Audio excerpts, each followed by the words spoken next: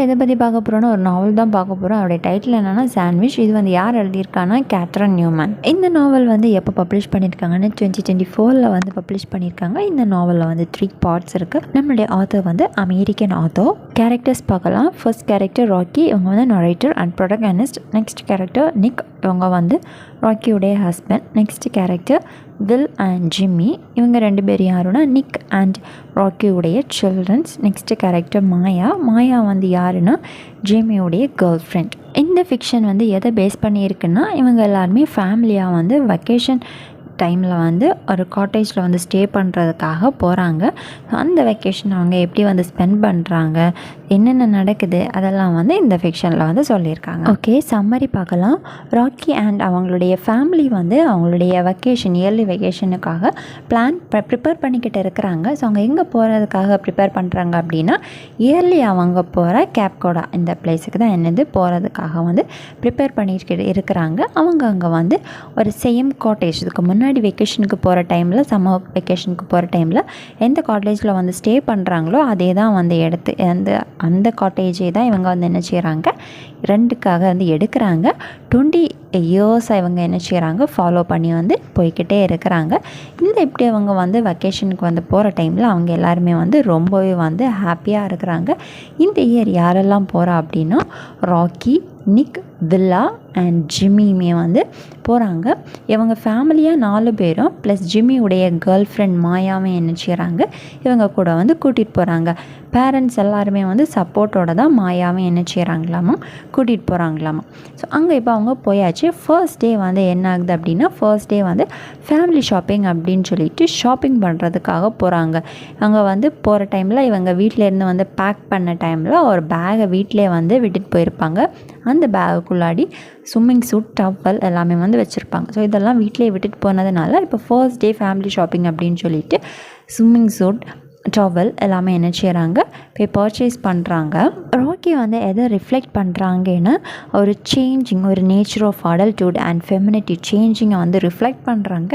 And villa and மாயா வந்து அவங்களுடைய பாடியில் வந்து கம்ஃபர்ட்டாக இருக்கிறாங்க அப்படின்னுமே அவங்க வந்து சொல்கிறாங்க. Next day Nikki and Rocky வந்து பேசிக்கிட்டு இருக்கிறாங்க. ராக்கி வந்து எதை பற்றி வந்து பேசுகிறாங்கன்னா, ஃபெர்மினாலிசிஸ் ஹார்மோன்ஸை பற்றி வந்து பேசிக்கிட்டு இருக்கிறாங்க. வேறு என்ன பேசுகிறாங்கன்னா, அவங்க வந்து இதுக்கு முன்னாடி அந்த பிளேஸுக்கு வெக்கேஷனுக்கு வந்த டைமில் இருந்த மெமரிஸை பற்றி பேசுகிறாங்க.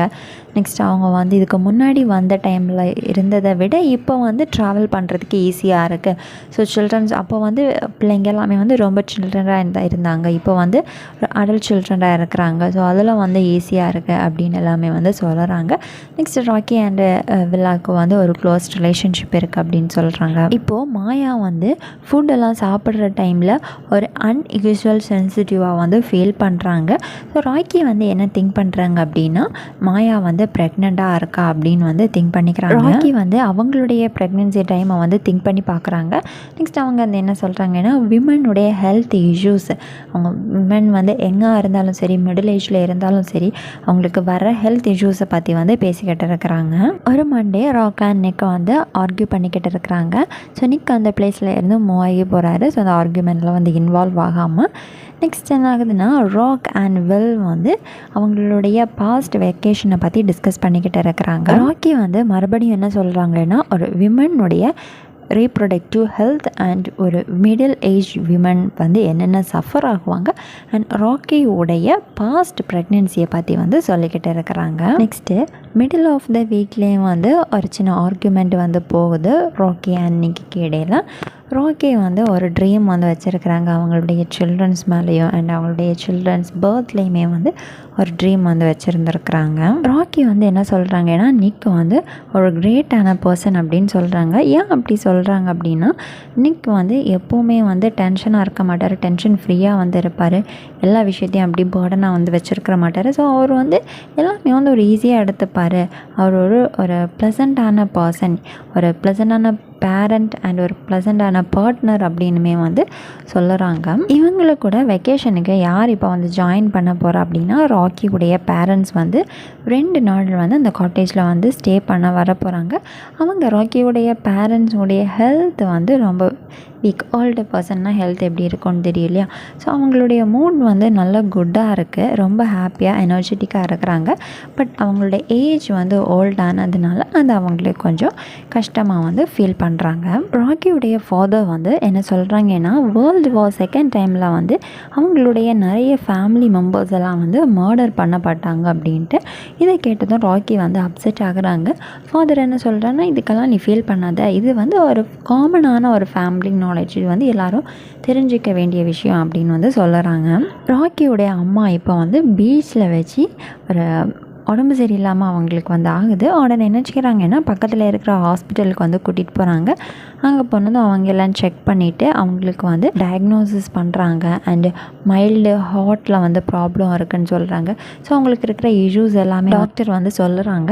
அண்ட் இந்த ஹாஸ்பிட்டலில் வச்சு ராக்கிக்கு வந்து ஒரு இன்ஃபர்மேஷன் வந்து கிடைக்கிது. என்ன அப்படின்னா வில்லா கிட்ட வந்து மாயா வந்து என்ன சொல்கிறாங்கன்னா மாயா வந்து ப்ரெக்னெண்ட்டாக இருக்கிறாங்க அப்படின்னுள்ள விஷயம். பட் அது அவங்க வந்து ஓப்பனாக இன்னும் யார்கிட்டையுமே வந்து சொல்லலை. நெக்ஸ்ட் அந்த ஹாஸ்பிட்டலில் உட்காந்தே மாயாவுடைய ப்ரெக்னென்சியை பற்றி பேசிக்கிட்டு இருக்கிறாங்க.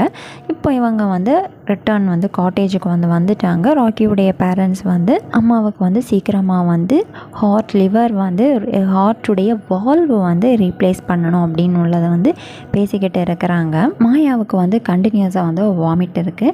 ராக்கி வந்து ஒன்ஸ் வந்து ப்ரெக்னென்ட் ஆகியிருக்காங்க. அவங்க வந்து அது அபார்ஷனுமே ஆகியிருக்கு. பட் அவங்க அதை வந்து யார்கிட்டையுமே வந்து சொல்லலை. நிக்கிட்ட கூட வந்து சொல்லலை அவங்க.